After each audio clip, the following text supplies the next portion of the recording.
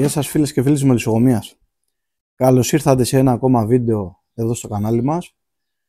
Σήμερα θα μιλήσουμε για την ανάπτυξη και το δυνάμωμα των μελισσιών μας και θα αναφέρουμε κάποιους τρόπους και κάποιους χειρισμούς οι οποίοι δεν είναι εννοείται εφεύρεση δική μας.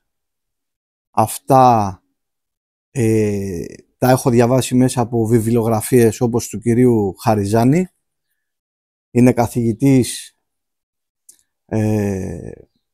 και μετά από χρόνια ερευνών, παρατήρησης και εννοείται πρακτικής στη μελισσοκομεία, έχει φτιάξει μια βιβλιογραφία η οποία είναι κατά τη γνώμη μου πάρα πολύ καλή και κατατοπιστική, ειδικά για τους αρχάριους μελισσοκόμους, οπότε πιστεύω ότι είναι ένα από τα must που πρέπει να έχει ένας νέος μελισσοκόμος, και γιατί όχι και κάποιος πιο έμπειρος. Πάντα υπάρχουν κάποιες λεπτομέρειες που μας φαίνονται χρήσιμες είτε σε εμάς είτε στους παλιότερους. Υπάρχει και η βιβλιογραφία του κυρίου Θρασιβούλου, του οποίου δεν την έχω ακόμα στα χέρια μου, αλλά θα την προμηθευτώ κι αυτήν. Λοιπόν, και πάμε λίγο να δούμε τι κάνουμε αυτή την περίοδο. Βέβαια εδώ στη Ρόδο τώρα μας έχει 2 εβδομάδες, όπως και στην υπόλοιπη Ελλάδα βέβαια, που μας έχει πάει λίγο πίσω λόγω των θερμοκρασιών. Αυτή τη στιγμή θα είχαμε ήδη σηκώσει ορόφους εδώ, είναι δεδομένο, απλά το τρενάραμε λόγω των χαμηλών θερμοκρασιών και ειδικά το βράδυ. Είχαμε θερμοκρασίες τώρα το Φεβρουάριο ακόμα και 0 και 1 βαθμό τις νύχτες. Αυτό μας έχει πάει λίγο πίσω, τουλάχιστον εμάς εδώ στα νότια. Λοιπόν, και πάμε λίγο να δούμε πώς, με ποιους τρόπους και ποιους χειρισμούς, από αυτά που έχω διαβάσει, το ξαναλέω, έχω πάρει εγώ από αυτή τη βιβλιογραφία και τους εφαρμόζω στα δικά μου μελίσια.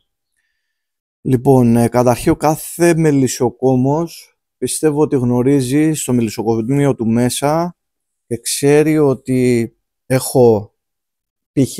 10 μελίσια τα οποία είναι τα παραγωγικά μου, τα δυνατά μου, και όταν λέμε δυνατά εννοούμε ότι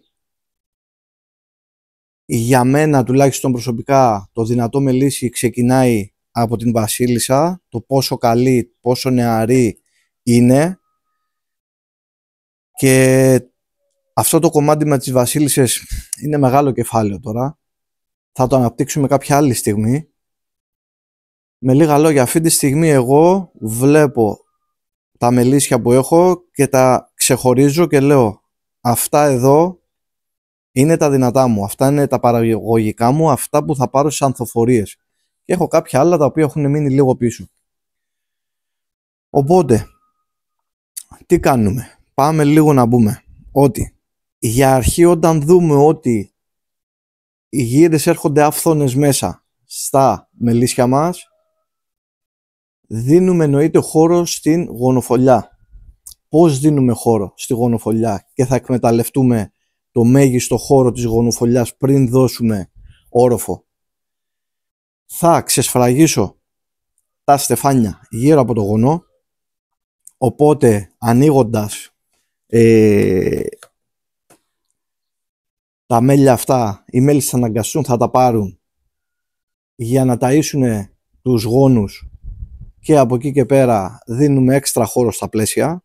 Τοποθετούμε είτε χτισμένες κυρίθρες, κατά προτίμηση χτισμένες, αλλά αν δεν έχουμε, τοποθετούμε άχτιστες, και θα πούμε με ποιο τρόπο λίγο παρακάτω. Οι μέλισσες τις χτίζουν γρήγορα τις κυρίθρες μας, με ποιον τρόπο τις βοηθάμε μάλλον για να τις χτίσουν πιο γρήγορα. Κυρίθρες που βρίσκονται στις άκρες γονοφολιάς και έχουν γόνο από την εσωτερική πλευρά μόνο, και από τη στιγμή που οι καιρικές συνθήκες, το ξαναλέω, είναι αυτές που πρέπει, κάνουμε μια αναστροφή των πλαισίων και δίνουμε τον κενό χώρο, την κενή πλευρά προς τα μέσα, οπότε να πάει να τη γεννήσει και η βασίλισσα εκεί και αυτή την πλευρά.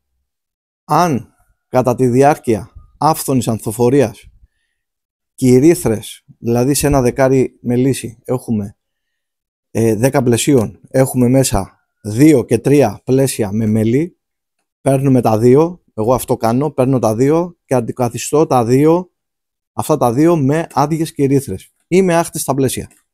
Είπαμε, προτιμότερο είναι να βάζουμε χτισμένες κυρίθρες. Αν δεν έχουμε, βάζουμε άχτιστα φύλλα. Λοιπόν, επόμενο που βλέπουμε είναι ότι όταν βλέπουμε στον κάτω όροφο 7-8 γόνους, σηκώνουμε όροφο.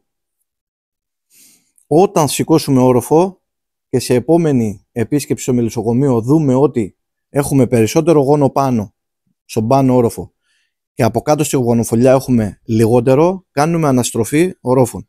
Δηλαδή φέρνουμε τον πολύ γόνο κάτω και τον λιγότερο γόνο πάνω.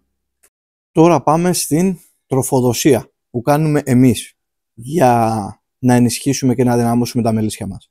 Η τροφοδοσία που κάνω είναι, εννοείται με σιρόπι. Εγώ αυτή που κάνω αυτή την περίοδο τώρα, λόγω των χαμηλών θερμοκρασιών αυτές τις 2 εβδομάδες την έχω σταματήσει, από Τετάρτη ξαναξεκινάω. Είναι 1 προς 1 η αναλογία που κάνω εγώ. Εγώ κάνω αυτή την αναλογία τώρα για τον λόγο ότι δεν έχω πολλές χτισμένες, πάμε σε αυτό που αφήσαμε πριν, δεν έχω πολλές χτισμένες κυρίθρες, οπότε όταν τοποθετώ άχτιστη κυρίθρα μέσα στο μελίσι και το τροφοδοτώ με σιρόπι, γιατί αυτό χρειάζεται η μέλισσα μας για να χτίσει, της δίνουμε ένα μπουστάρισμα και χτίζει πολύ γρηγορότερα τα πλαίσια που χρειαζόμαστε. Άρα, χτισμένα πλαίσια, περισσότερος χώρος για τη βασίλισσα να τα γεννήσει, άρα περισσότερος πληθυσμός στις κυψέλες μας. Το άλλο που έκανα και το έχω δείξει σε βίντεο, θα αφήσω και link κάτω στην περιγραφή να το δείτε. Έχω πάρει, για το λόγο ότι έβλεπα τον καιρό που θα έρθει, ότι δεν θα είναι καλός για να σηκώσω ρούφους, οπότε έπιασα από τα δυνατά μου μελίσια, τα οποία προσέχουμε, είπαμε, να είναι υγιή τα μελίσια, και πρόσθεσα 1 ή 2 πλαίσια γόνου, αναλόγως, είπαμε, το γόνο που θα δώσουμε στο αδύναμο μελίσι θα πρέπει να είναι ικανό να το καλύψει και να το ζεστάνει. Θα πάρουμε βέβαια εμείς ψημένο γόνο, ο οποίος θα θέλει 4-5 μέρες το πολύ να εκολαφθεί ή ήδη να εκολάπτεται. Αυτό το βλέπουμε σηκώνοντας το πλαίσιο όταν δούμε μελισσάκια τα οποία ανοίγουν το καπάκι από πάνω για να βγουν. Οπότε αυτός είναι ο καλύτερος γόνος για μένα. Σε 2-3 μέρες έχει αδειάσει όλο το πλαίσιο. Και στην ουσία έχουμε ενισχύσει το αδύναμο μελίσι μας με τουλάχιστον 5-6 χιλιάδες μέλισσες, τις οποίες σε έχει ανάγκη. Αυτό το έκανα εγώ γιατί δεν ήθελα να σταματήσω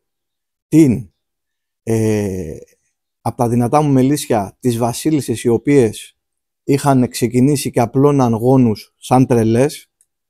Οπότε τους έπαιρνα το γόνο το σφραγισμένο, τον τοποθετούσα στα αδύναμα και συνέχισα να τις δίνω χώρο έτσι ώστε να συνεχίσει να γεννάει ακάθεκτη. Τώρα βέβαια τα αποτελέσματα θα τα δούμε από Τετάρτη, που φτιάχνουν λίγο οι θερμοκρασίες, και θα κάνουμε και ανάλογο βίντεο πάλι.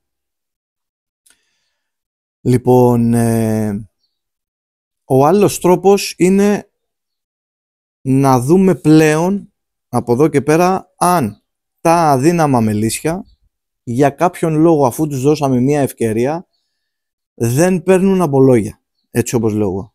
Δεν παίρνουν αμπολόγια τι σημαίνει? Ότι δώσαμε πληθυσμό, τις ταΐσαμε παραπάνω, τις φροντίσαμε παραπάνω, αλλά αυτές για κάποιο λόγο δεν προχωράνε, δεν αναπτύσσονται, δεν γίνονται καλύτερα. Οπότε αφού πρώτα βεβαιωθούμε ότι δεν υπάρχει κάποια αρρώστια για να επηρεάζει την ανάπτυξη του μελισσιού, εγώ αυτό που κάνω είναι να τα συνενώσω με ένα από τα δυνατά μου. Δηλαδή δεν θα πιάσω ποτέ δύο αδύναμα να τα συνενώσω, και αυτό αν θα το κάνω μόνο αν θα βάλω καινούρια νεαρή βασίλισσα μέσα. Διαφορετικά τα συνενώνω με τα δυνατά μου μελίσια. Αυτά είναι πάνω κάτω αυτοί οι χειρισμοί που κάνω εγώ. Εδώ να αναφέρω ότι θα έρθουν εννοείται βίντεο στο προσεχές μέλλον που θα δείξουμε πώς θα κόψουμε παραφιάδες. Για να κόψουμε παραφιάδες χρειαζόμαστε βασίλισσες, τις οποίες δεν θα αγοράσουμε, αλλά θα κάνουμε εμείς βασιλοτροφία, και θα έχω την τιμή να μου δείξει βήμα-βήμα, και εννοείται θα κάνουμε ένα πάρα πολύ αναλυτικό βίντεο, πολύ κατατοπιστικό και πολύ εύκολα κατανοητό από όλους, το πώς θα κάνουμε βασιλοτροφία για αρχάριους.